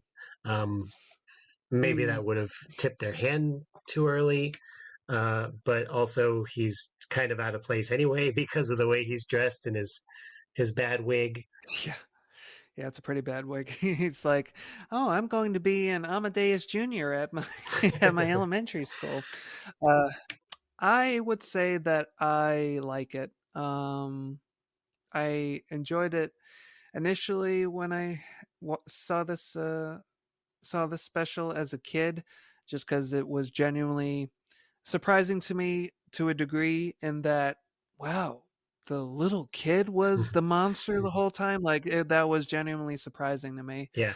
Um, and I would say I'm not So I don't take issue with his appearance too much. I mean, yeah, it's a goofy wig, whatever. I don't take too much issue with his appearance. The performance at times is a little grating though. But I mean, I think it's kind of meant to be because he's like this capering, mischievous demon who, you know, if he's essentially pulling pranks, deadly pranks on all of our society members. So I feel like it's in keeping, you know, with the character for him to be this kind of, you know, just weird kid. So I'm cool with it. All right, I'll allow it. Yeah, I wanted to ask you as far as set pieces go. What did you think about the well scene?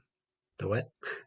Whale? The the scene with the well where Vange is going down into the Oh, well to yes, retrieve yes. the record. I totally forgot that that happened in their episode. Um, yeah, that was fun. I mean, I was watching it on, like I said, I was watching it on YouTube. It was a pretty low grade upload. So I was like, Mm, I couldn't tell if there was something that you could see when the light was flashing in the well, or if it was just light flashing in the well. So that might have okay. altered my perception of it. But it was fun. I like the idea of a scary thing being in a well. That's a fun time. Yeah, it's a good time. To answer your question of sorts, so it's not just the light at the bottom of the well. In the best, you know, 90s special effects that they could muster, it's basically like a fog, a cloudy vapor that you do see like the impression of a face Ooh. and nothing like clearly defined, but just enough to be like, you know what it kind of looks like? It looks like the kind of face that you would see on Thomas the Tank Engine. It's Okay, it's well, it's yeah, which I find horrifying. sure. But I think it's a yeah, I think it's a great suspenseful set piece because you know you got the claustrophobia of the well, the darkness of the well, working against you. But then as she's you know pulling out the brick to retrieve the hidden record piece, here's this you know, crazy phantom at the bottom of the well that is like boiling up towards her and it's kind of growling at the same time and there's what's his face? What's his name? Uh, A I you think said his Andy. name earlier. A Adam? Andy. Andy. Andy is trying to pull her up using the well rope, but it's stuck. I don't know. I love set pieces like that. Yeah, that was fun. What you were saying about the aesthetic earlier, how it seemed to change from season five to Mhm. season six, I think I was feeling that a bit in terms of feeling like the whole show was just kind of like too bright. You know what I mean? So I think there were parts of the show where I Yeah. was like, this could be really creepy, but it just feels a little sterile, a little safe because of like the Mm. cinematography, making sure that like there was like it felt a little over reassuring to me. Um, so that scene in the well to me is kind of an example of something that like conceptually, I think it's really cool and it was a lot of fun and suspenseful. But there was kind of part of watching it where it felt sort of like plasticky and smooth and like, you know, Yeah. Like I said, that polished sheen, yeah. that millennium sheen And again, I it's hate got to be going. complaining so much about this because I did think it was fun. It was a fun Yeah, it time. was It was a good super fun. adventure. It was a fun mystery. Yeah, speaking of mysteries, one thing that goes unanswered, I started mentioning this earlier, and then of course, you know, lost the thread of it. But at the end, you know, Gary denounces the demon, demon vaporizes, um, and everybody's like, "Yeah, great job, we did it." And somebody says, "Oh, but what about him?" And there's the general like sitting dejected at the carousel, and like Gary goes over and you know says, "Hey, it's all good. You know, we can go home now. Thanks for your help." And that's the line where you said he mentions, "Oh, you know, yeah, your grandpa definitely." Took his turn, you know, took his turn with the silver sight, and then the general just saunters off. I really just wanted somebody to be like, So why were you pretending to be an invalid the whole time? What Yeah. what was that Well, about? He's like, "Oh, sorry, I can't hear you." La, la. Okay, bye. I think it's just the fact that the wheelchair was in the sewer that really complicates the whole thing Yeah, for me. Because there are people who are like not wheelchair bound, but who still get around a lot easier in a wheelchair. So that's what I would assume he was, except that he took it into the sewer just for the element of surprise in case anybody should stumble upon yep. him. And stumble they did. It's a fun party trick to do the Willy Wonka, Yeah, I can't walk. Wait, yes, I right. can. It was also funny how you know, and I guess again it's like, oh, it's kiddie entertainment. They're not gonna, care or pay close attention to this, which, fair enough. I didn't when I watched it the first time.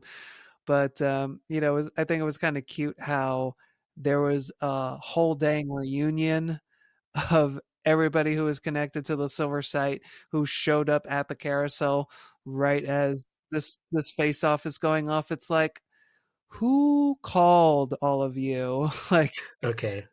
I'm glad you say that because I was curious if I missed something when there was just a cutaway and then all these people just like wander into frame almost by accident. Like, where did who right. summoned them for this potentially quite dangerous uh, exorcism thing they have to do? Yeah, did they like just feel the supernatural pull of the silver site? Like it was unveiled and it was like the bat signal. It's like the silver site has been unveiled. We must go to the amusement park. Like they didn't even know it was there. I don't know. I don't know. But it was cool seeing Yeah. well, it would have been cooler seeing the original cast again. Sorry, season 6, season 7 cast, but their kind of Ocean's 11 stroll through the nighttime fog as they go into the amusement park. It's like, oh yeah, look at them all cool. You hear the show's theme on the electric guitar. It's like, Hmm. I would Yes. have killed. I Iconic. know.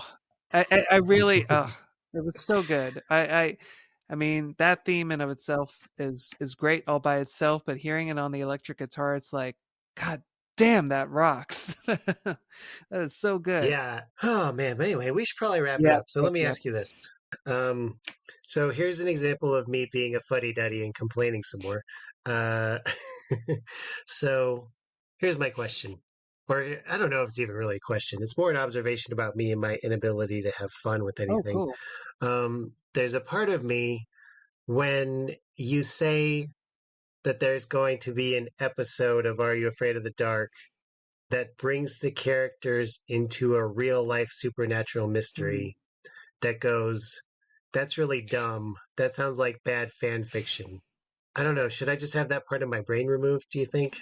No, because I think I've mentioned this before myself, especially when it's a property that has kind of made its name as an anthology.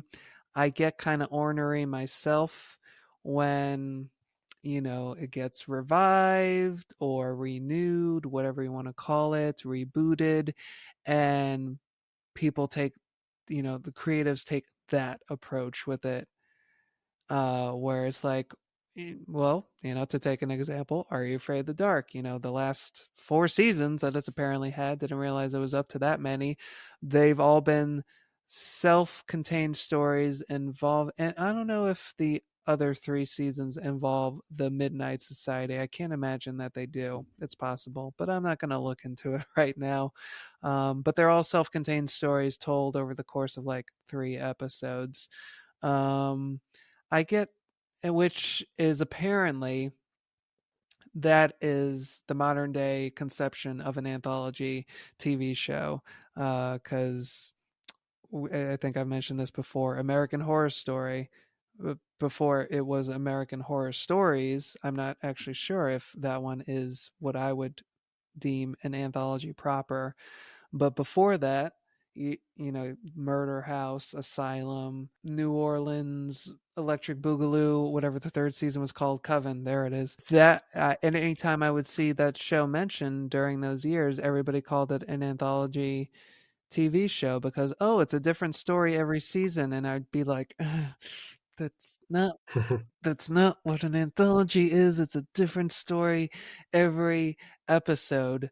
Is your question rooted in the anthology nature of the show, or is that just kind of like a general? Is it just the fact that the whole real world scary stuff thing? I think there's just something in me that resists, but there's just something about what fans want that I think so often runs completely contrary to what a work of art is trying to do as a piece of story or whatever. Um, and people just want to hijack that for like, well, it would make me happy if, let me try and think of a fandom. Like, what if we had a Star Wars series where Obi-Wan was just really badass all the time? Let's take that, and then they do it, and it's just like thematically. I haven't watched Obi-Wan. I'm talking out of my ass here, but the only memes I've seen being spread around it are like, "Wow, it's totally badass," and I'm like, but that's not the point of the Jedi. That's not the point of Obi-Wan as a character, is to be a badass. There's something to the character that's about like, and about the Jedi philosophy in general, that's like, wars not make one great. Remember, it's not about being badass and violent, and taking Star Wars and fitting into this thing of like, but that's what I want to see, and then Disney does it. It just makes me go like, you don't even know what stories do. You just want your little sandbox action figures to play together in this dumb juvenile hedonistic. So that's kind of 20 years ago when this movie, when Silver Sight aired, I didn't have all this baggage about completely giving fans all this wish fulfillment keys to the kingdom. And it is fun for a children's show to take these characters that you are invested in because they're telling the stories around the campfire and putting them in an exciting real life adventure mystery situation. Like, that is fun. But my knee jerk reaction is like, but that's not what the show is. That's not what it is. So, like, yeah, maybe it's fun, but doesn't it kind of kill off something that made this series special, when it was about the camaraderie between these teenagers who don't have anything binding them together? They don't have common interests. They don't have common friends. They're from different backgrounds. They might not even be in the same classes together, the same school together, but they have this common shared love of storytelling, and that's what brings them together. And there's something beautiful and powerful about that. And then it's like, and then what if they saw a ghost? And it's just like, but I think that Silver Sight is like the best version of that kind of thing. So it doesn't bother me in Mm. itself, but just conceptually, there's just something in me that's like, but why does that have to be what it is? I don't know. Does that make any sense? Well, you seem to be sweating a lot, I'm really worked up which I over think, this.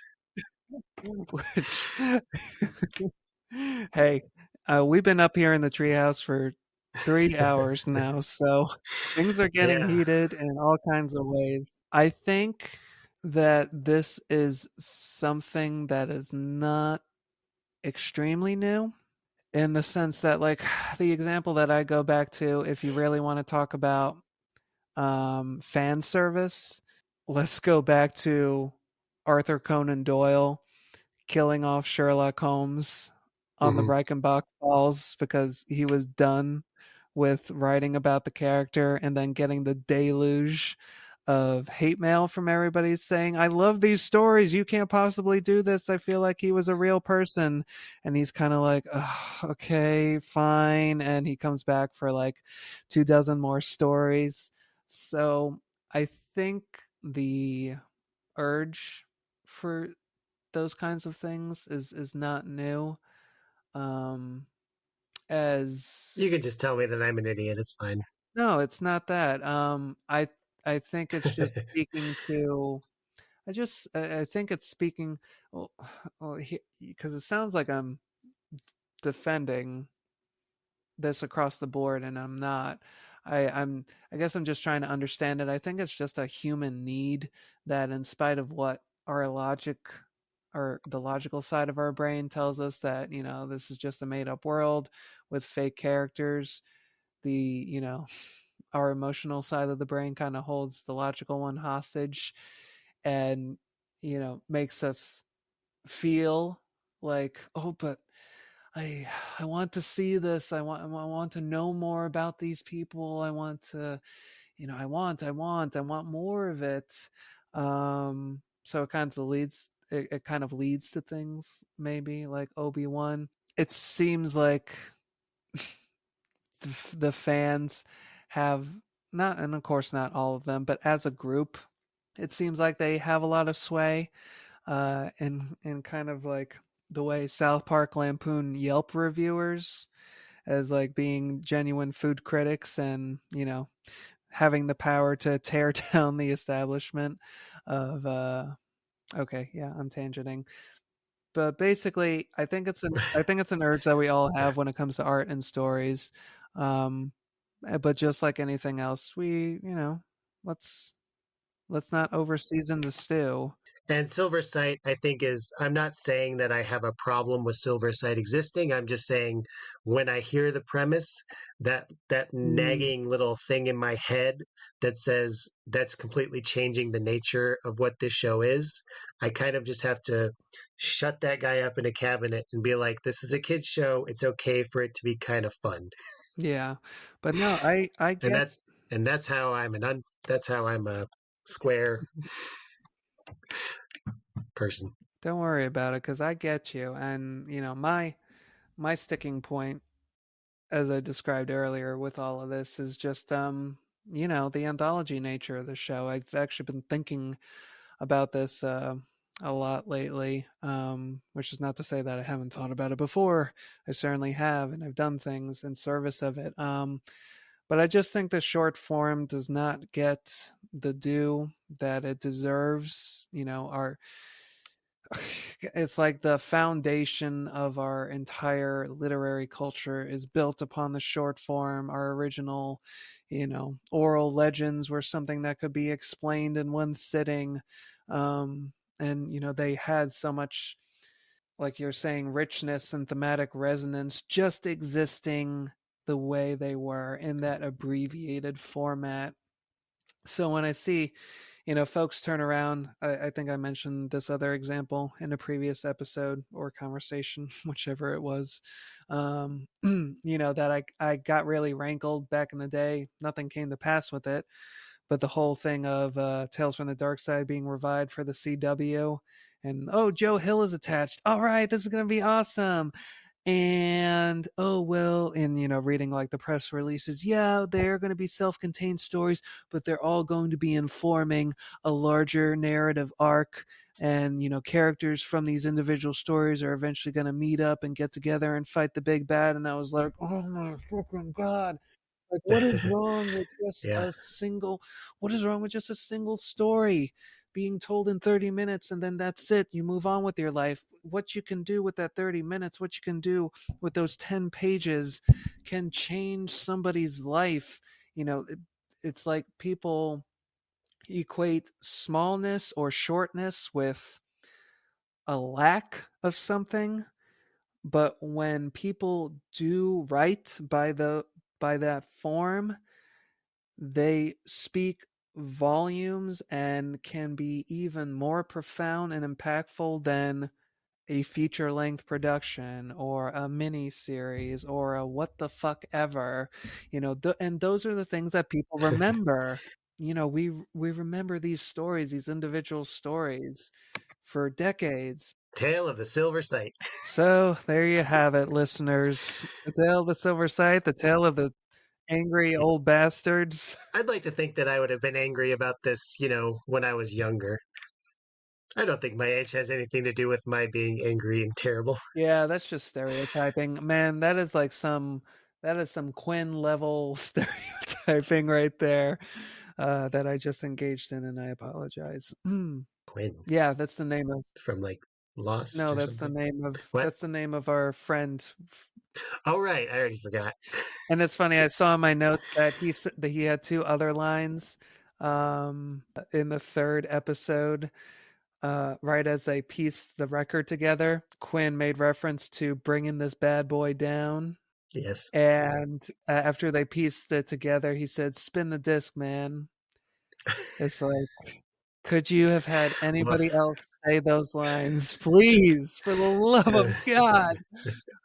I will say that I did appreciate, if DJ McHale started out with archetypes for the original um, society members and like who they became, like what the chapter headings were going to be. I did appreciate the fact that the tycoon was a lady. That was a nice forward thinking twist. It's like, yeah, why can't a tycoon be a lady? That's nice. yeah. Yeah, Canadian so progressive politics. right. I feel like I should say something positive to end the episode on. I enjoyed the moment where when Gary had the Midnight Society gather to tell them about the Silver Sight mythology.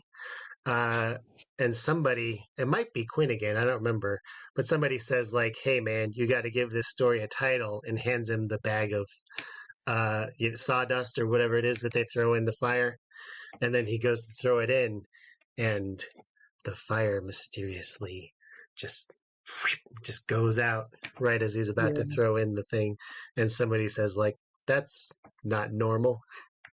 I thought Yeah. that was a fun moment. You know, It was a good touch. And by the way, it's a non-dairy creamer. I've heard that. Yes, I learned that from the podcast episode with DJ McHale. Non-dairy creamer. I know that's what it is behind the scenes, but I was curious if they ever had like an in-world a thought about what it would be.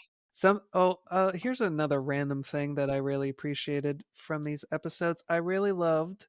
I don't know when these episodes, time wise, I don't know when these episodes were filmed, but whether it was the genuine season or it was just really crafty set decoration, I really loved that they were able to capture a very autumnal feel across the 3 episodes. It lended a nice atmosphere to the story. Yeah, and I there's something about what else, there was something else I was watching recently that made me have this thought, but there's something kind of fun and nostalgic, for want of a better word, about like, this is going to sound insulting, but I mean it in a positive way, about like low production value, Mm, um, kind of made for TV, like the suburbs where these kinds of things take place are very uncinematic, like they're not impressive visually, but there's something about that to me that is really, I mean, you said cozy a few times, right? It feels yeah, cozy. It feels like, yeah, growing up in a real small town where things like all the houses just kind of look like boring houses. And the right. buildings are not like Frank Chain link Lloyd Wright fences. architecture. Yeah. And it's just kind of like dismal and ugly and from a certain, and just like everything was built up at different times. So nothing really matches, and some stuff is like really old, some stuff is kind of new, and it's all like an equal flat level of boring that I think I really appreciate. Like it gives me like a certain feeling. Yeah. No, I definitely agree with that. Like even the amusement park, Oh yeah, you you take that and stick it in a horror narrative, and if it's a production of, any kind of means, that is going to be set decorated up the ass to play into like every little association that you can wring out of ooh, spooky amusement park, well, let's get the dust, the sawdust over here, and we're that's like a terrible example. It's like, wow, they really went all out, they got sawdust. But like really busy, just really busy as far as set decoration, because I am thinking back to like the first season of the Are You Afraid of the Dark revival. It was a whole circus theme, so they really went all out for that. But the what we have here in the Silver Side, it's very bare bones and kind of like haphazard in a way, because you got like the fortune telling booth here just like on the sidewalk, and the carousel is like in the middle of what could basically be a parking lot. Like it's not close to anything. It really looks like just things that were dropped there. and they pass by funhouse mirrors that are just sitting out on the pavement. Hmm. It's like, I can imagine walking through a rain puddle through a place that looked like this. Yeah, it's just that note of familiarity. It's like, wow, I this looks like a place that I could have visited at some point. So yeah, let's cap it with that. Let's cap it. Um, but I'm trying to think of what they say at the end of an episode of Are You Afraid of the Dark, and I'm coming up empty. Did they just say the end? Yeah. Yeah, I think so. The end. I can see like some of them just, with the wide eyes, they just the end. I think that's what they do. I think that is exactly what they do. So, listeners, if you have stuck with us for all 3 hours Whew. of, yeah, I mean, I Cut this guess up into 3 parts, just like the Silver Stight, man. there you go. Oh man, there you go. That'll keep our listener base well fed for a while. Yeah, really. If we release once a month. You can reach us via email at blackmagictreehousepod, pod, at gmail.com. That is actually the same handle as our Instagram account, which is blackmagictreehousepod, once again. And, I've been talking about starting a Twitter account. Maybe that'll happen. I don't know. That platform seems to be doing pretty well based on all the headlines and social media espousings that I've been seeing. So, yeah, why not? Maybe we'll show up on Twitter. Maybe we won't. So, Eric, do you have any parting thoughts for our listeners who probably look like skeletons inside a suit of armor by this point, listening to us for so long? Hey, that's a fun callback. Um, I, you know what I'm Yeah. really interested in is I would love it if people have like hot takes about like, season 6 Midnight Society is my Midnight Society, that How would be dare fun. you? Well, I don't even, well, I guess they could be angry if they want, but I just mean like I would just love to hear about that because that's so not my experience. So, if anybody wants to tell us what they like about season 6 or, because I always think about like, I think there's sort of a knee jerk reaction to say that like once Mulder left the X Files, Mm, it went downhill. And then there's also a contingent of people who are like, well, actually, season 8 has a lot of really solid episodes. So I don't know. Is Are You Afraid of the Dark the same way? Is season 6 the X Files season 8 of Are You Afraid of the Dark? Should I check it out? Even though it's really difficult to do so because it just barely exists anywhere. yeah, What are no some of the kidding. great stories from season 6 and 7? Who's the best actor? Don't answer that. Yes, I think we all know. But thank you for joining us once again up here in the Black Magic Treehouse. We will be back again next month with another episode looking at the creepy kid culture of the past, and we can't wait to see you then. Have a great night. Goodbye. Mm.